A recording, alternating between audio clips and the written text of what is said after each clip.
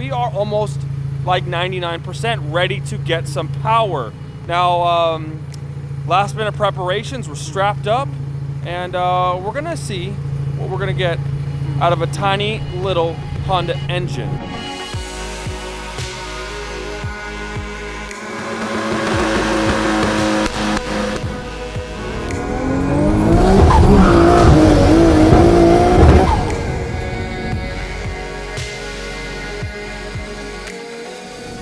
Guys, welcome to a bittersweet Saturday. This is the bitter part of it, is the weather, man. The rain, Super Bowl weekend, really sucks. Kind of depressing because it's only gonna rain today, so tomorrow should be better. But the sweet, Lotus is on the dyno. How could you beat that, right? I mean, we worked tirelessly till almost 9 o'clock last night to get all the brakes bled, the clutch bled, everything prepared to put it on the dyno. And we made it happen.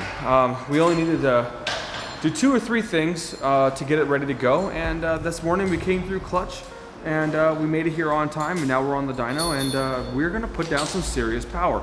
Right now I've got 8 gallons of 91 octane in the tank. So basically what that means is that we're gonna tune the car on 91, see what happens, see where it's at, and then we're gonna throw in about 6 gallons of E85, get a good mixture there, and then tune it and stage it all the way up for a full Fuel Flex tune.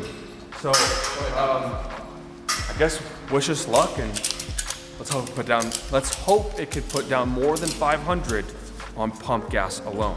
So as Jesse and Mikey look through the stages of all the settings that we're gonna make, first we're gonna set some of the base map fuel trim settings. Now when you guys saw us turn the car on, we were basically running just the AE and base map for K20, so that doesn't account for my injectors, my cams, and everything. And so we ended up getting the car running and idling pretty good because we have 2000 cc injectors in here. We've got some stage 2-ish skunk cams, and basically what we're gonna do now is go through everything to kind of get it to an idle plus state, right? To where we can get a little bit of boost in there, kind of test the intercooler pump and make sure that all the items on the car are running.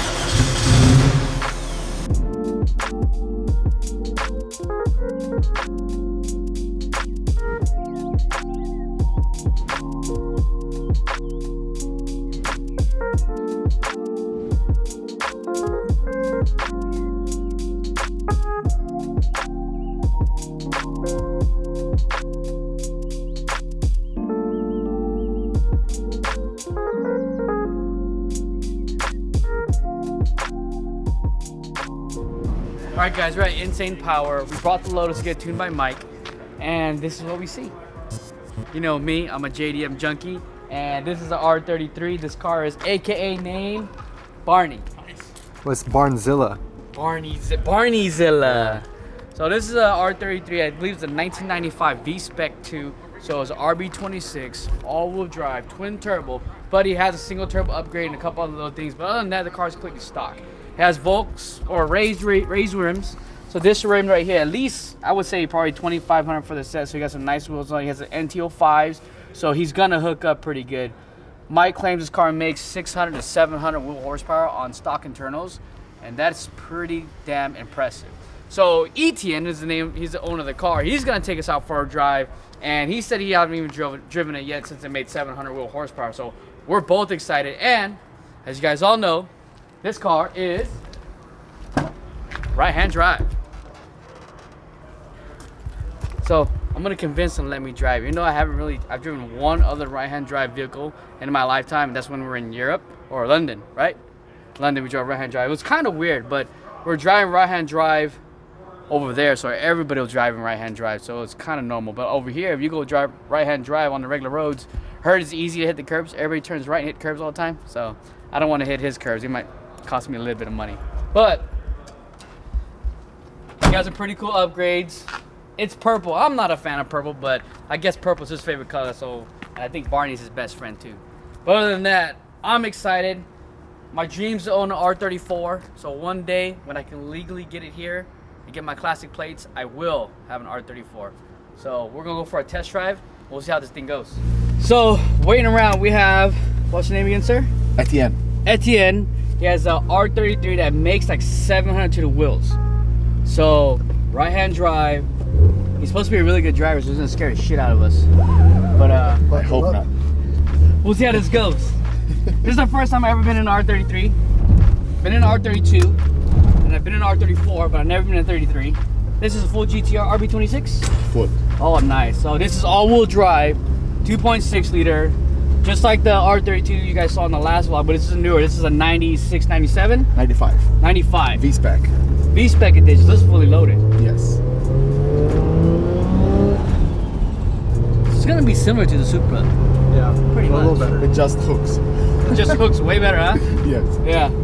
Well, it depends what kind of tires you have on that Supra. Right? Yeah, I had some Bridgestones, the drag radio style.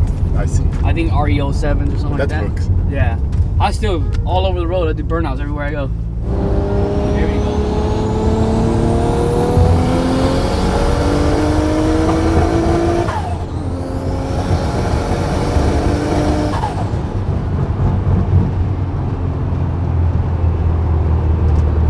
How's that feel? So this car is a 95. When did you bring it to the US yourself?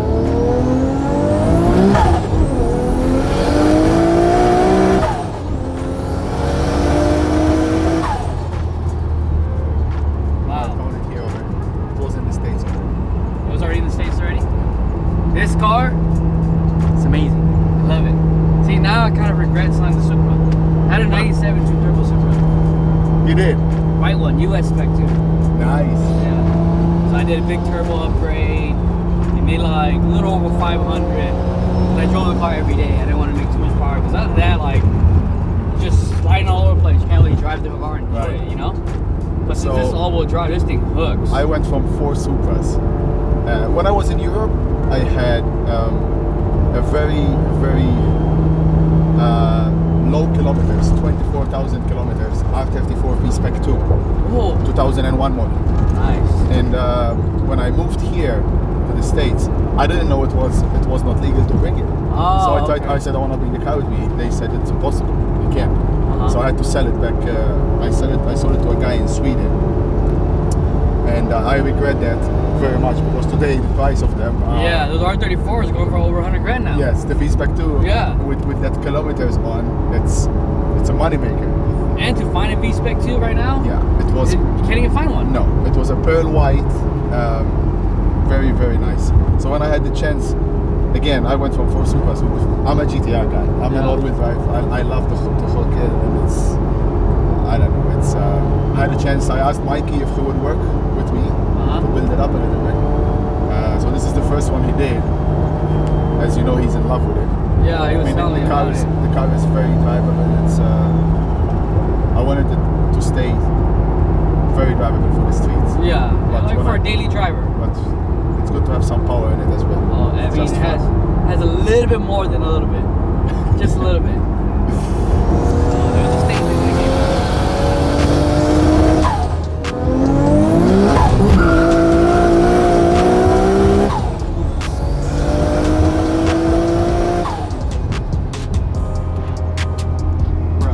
What?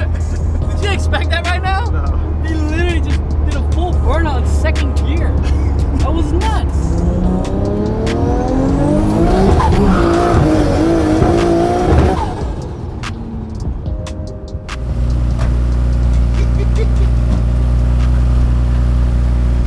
Oh man.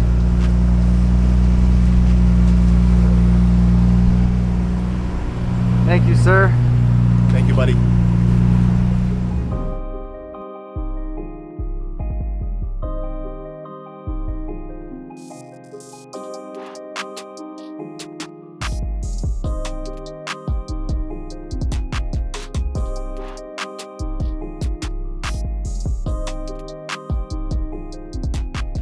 Okay guys, so finally we are ready to go. We've got this strap down, it's on the dyno. Jesse and I had some relatively moderate issues. Our thermostat that was brand new from O'Reilly refused to open and we could not get coolant temps dropping under 200. So now we've removed the thermostat, we got full coolant, we're running at 165, we're ready to go.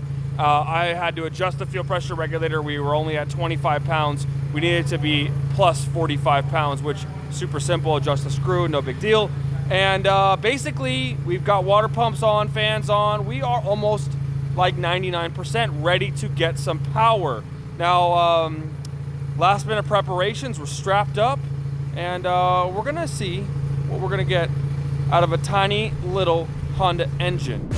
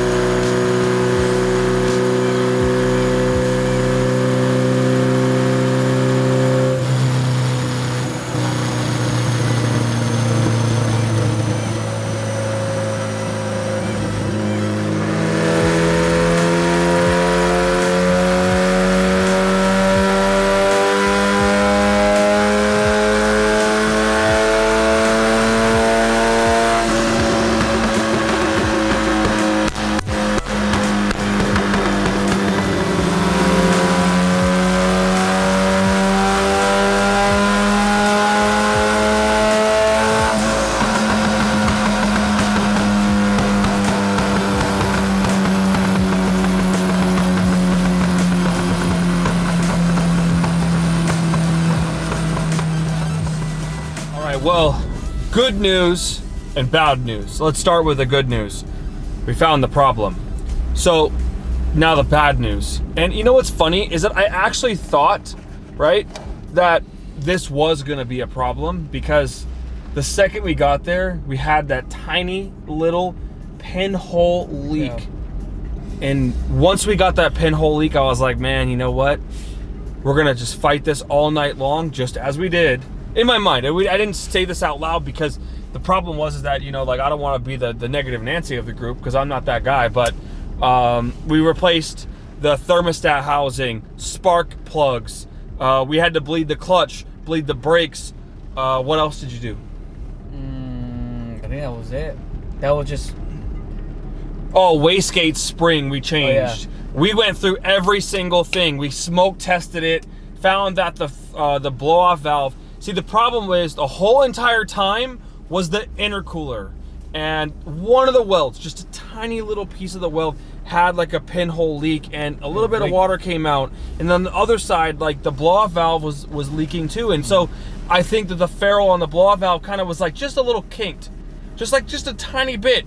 And so what happened was it gave just a little bit of leak, and so all of those factors, right, led up to there was huge misfires on the top end. And the reason being is because the intercooler, and you know what's funny is every time I look at it, I was like, why is the water going away when the intercooler is not leaking? Mm-hmm. You're right. The water was going into the throttle body, causing misfires under high boost pressure. So once we hit 12 pounds, water was just flooding into the throttle body, going into the manifold, and obviously causing misfires. And so it took us a while. 7 hours, 52 minutes to get to that point. Yeah, all day process. But this is the good news. With only 11 pounds of boost, water flooding into the throttle body, the wrong spark plugs, not the wrong, but not the better spark plugs in the car for the application. Yeah. We made almost 300 horsepower to the tires. Yeah, he was like, at first he was worried. He's like, I don't know why. And then when we found the problem, it's like, dude, you made a lot of power. We're gonna make some crazy numbers. Yeah, on this so ride." he was thinking like, I'm telling you guys, I'm making 600-700 horsepower to these tires, man, all day. Easy. Now that I know that the intercooler is the problem, we're gonna get a new intercooler made like tomorrow, on Monday morning. Intercooler's getting made, and then basically from then on there, we're gonna go and you know, I don't know, probably by Friday be back on the dyno, I assume. So yeah, maybe, you know, maybe sooner. We'll maybe see. sooner. I think Friday's the day. So it's 8 o'clock. It's pouring rain. Tomorrow's Super Bowl, and we're gonna get to bed. So Jesse and I are taking this trailer back. We're leaving the Lotus here today because we want to get it all taken apart, get the intercooler off, and give it to the guys over here at Insane Power to go ahead and remake the intercooler so that basically we can get a good working intercooler on the car, and we can be ready to go. So we're gonna come pick up the Lotus tomorrow afternoon, and after that, we're going to effectively end today's video with just a bit of somber news. So, you know, It's always a good news when you find a problem before you leave. that's the truth. Let me tell you, because if not, we would not be sleeping tonight. Yeah, that's true. Actually, I did not sleep at all last night.